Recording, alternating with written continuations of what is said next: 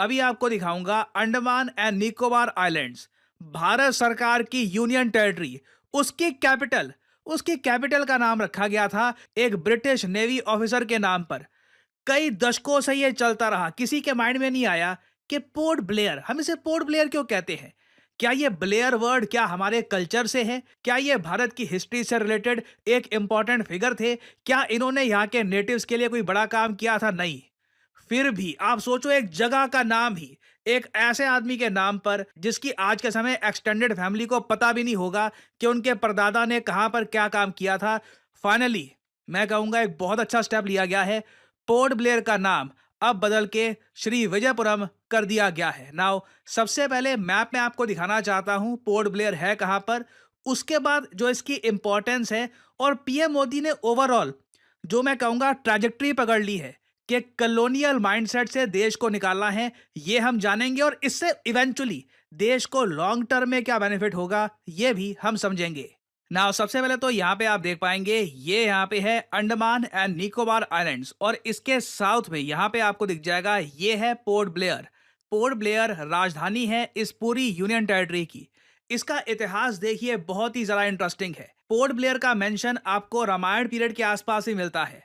Ramayan period में इस area को हंदुमन कहा जाता था। इवेंचुअली धीरे धीरे इसका नाम बदलता गया, वेरियस मैप्स में अलग अलग टाइप के नाम दिए गए। मार्को पोलो जब 13 सेंचुरी में आए यहाँ पर, तो इन्होंने इस एरिया को डिस्क्राइब किया एज अंगामेनियन।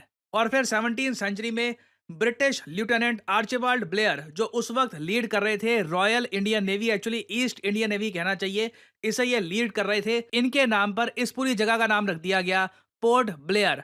और देखिए हिस्ट्री अपने आप पे जब हम पढ़े ना, इतनी डिप्रेसिंग है और इतना जरा गुस्सा आता है कि यहाँ पे हमारे साथ हो क्या रहा था।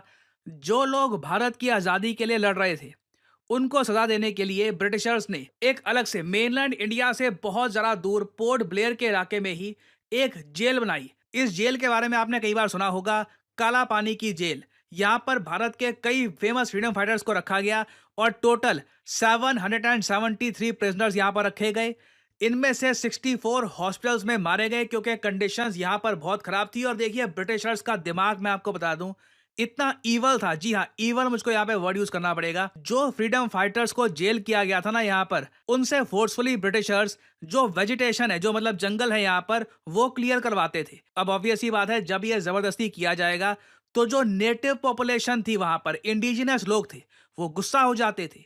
वो लड़ते रहे फ्रीडम फाइटर से और लड़ाई होती थी। और आप जान के हैरान होंगे, एक लिटरल वॉर हो चुकी है ब्रिटिश एम्पायर और अंडमान आइलैंड्स के नेटिव के बीच में। अंडमान आइलैंड के नेटिव ने सिंपली ये कहा कि देखिए हमारा एरिया है, यहाँ पे हम अपने तरीके से रहते हैं, आप जबरदस्ती यहाँ पर जंगल डिस्ट्रॉय क्यों कर रहे हैं।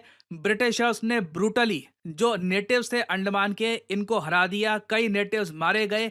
ये सब ओपनली हुआ, हिस्ट्री में प्रॉपरली डॉक्यूमेंटेड है। मगर तब भी हमने आज़ादी के बाद भी ना इस जगह को पोर्ट ब्लेयर ही बुलाना ठीक समझा। नहीं तो पहला काम हमको यह करना चाहिए था कि पोर्ट ब्लेयर जो नाम है ये हम रिमूव करते।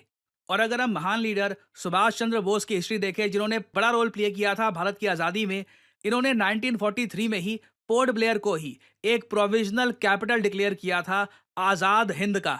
तो बिल्कुल देखिए पोर्ट ब्लेयर का नाम बदलना बहुत इंपॉर्टेंट था और फाइनली लंबे समय के बाद यह कर दिया गया है।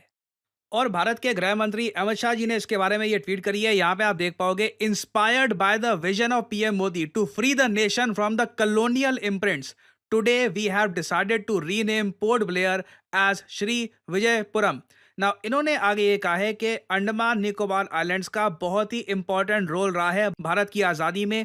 Andaman and Nicobar islands have an unparalleled place in our freedom struggle and history. The island territory that once served as the naval base of the Chola Empire is today poised to be the critical base for our strategic and development aspirations। देखिए बिल्कुल Andaman and Nicobar islands की आप अगर location देखोगे तो काफी बार इसको कहा जाता है कि इंडिया का नेचुरल एयरक्राफ्ट कैरियर है।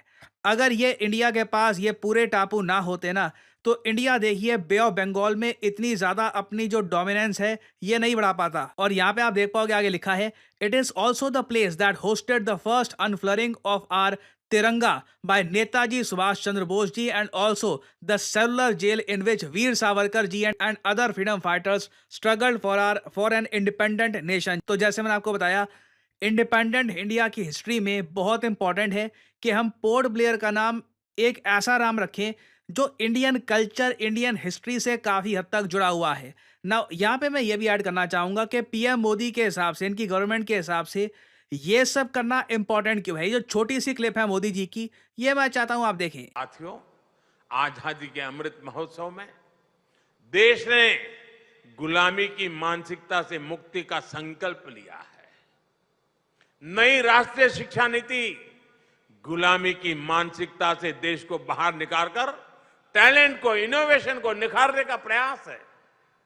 अब देखिए, देश में क्या स्थिति बनाकर रख दी गई थी। अंग्रेजी भाषा के ज्ञान को इंटेलिजेंस का पैमाना मान लिया गया था, जबकि भाषा तो सिर्फ संवाद का, कम्युनिकेशन का एक माध्यम पर है। देखिए, इसे कहते हैं कॉलोनियल माइंडसेट में जकड़ा होना, कॉलोनियल चेन में फंसा होना। इसका मतलब ये नहीं है कि आप इंग्लिश यूज ना करें। यहाँ पे अमित शाह जी ने ट्वीट करी है, ये भी इंग्लिश में है, बट ये बस एक मोड है कम्युनिकेशन का। ये ट्वीट हिंदी में हो, किसी और भाषा में हो, तो उसकी इंफॉर्मेशन की जो इंपॉर्टेंस है कम नहीं हो जाती। This is a very important thing. और इंडिया देखो एक इनोवेशन सेंटर नहीं बन पाएगा जब तक लोगों को खुद पे विश्वास नहीं होगा। आपने देखा होगा स्पोर्ट्स में भी जिन टीम्स की एक हिस्ट्री रही है लगातार जीतने की, उनके पास एक इतिहास रहा है, एक उनके मन में प्राइड है कि हम इस टीम से बिलोंग करते हैं जो हमेशा जीतती आई है, वो आगे भी जीतते रहते हैं। सिमिलरली आज के समय इंडिया का कोई इतिहास पढ़ेगा पिछले 1000 सालों का, देख के कुछ हद तक बुरा लगता है कि इतने लंबे समय तक हम गुलाम रहे। पहले इन्वेडर्स आए बाहर के बहुत सारे, एक के बाद एक करके प्लंडर किया देश को, फिर हम ब्रिटिशर्स की एक कॉलोनी बन गए, हमारे ही देश में बोर्ड लगा दिया गया dogs and Indians are not allowed, कई इंडियंस को भूखा मार दिया गया। तो कहीं ना कहीं देखिए क्वेश्चन आता है कि क्या हम में ही कुछ गलती है, क्या हम बहुत ही आसानी से बढ़ जाते हैं, हमको यूनिफाई होकर एक इकट्ठा खड़े होकर प्रोग्रेस करना नहीं आता क्या। तो बहुत सारे जो ये डाउट्स है ना, यही है कॉलोनियल माइंडसेट में जकड़े होना, खुद पे विश्वास ना करना। तो एटलीस्ट जब हम हमारी इंपॉर्टेंट लोकेशंस के नाम तो चेंज करके खुद के इतिहास से जुड़े हुए जो नाम हैं उनके हिसाब से रखते हैं, इससे फ्यूचर जनरेशन को एटलीस्ट एक मैसेज आता है कि जो बीत गया सो बीत गया, वो अतीत था, वो आज के समय जो प्रेजेंट है उस पे हावी नहीं है। आज के समय you are free. India perhaps अपने बेस्ट सेंचुरी की तरफ बढ़ रहा है और आप और मैं दोनों जानते हैं आज के समय किसी भी एम्पायर की जरूरत नहीं है, ना ताकत है कि वापस इंडिया को गुलाम बना पाए।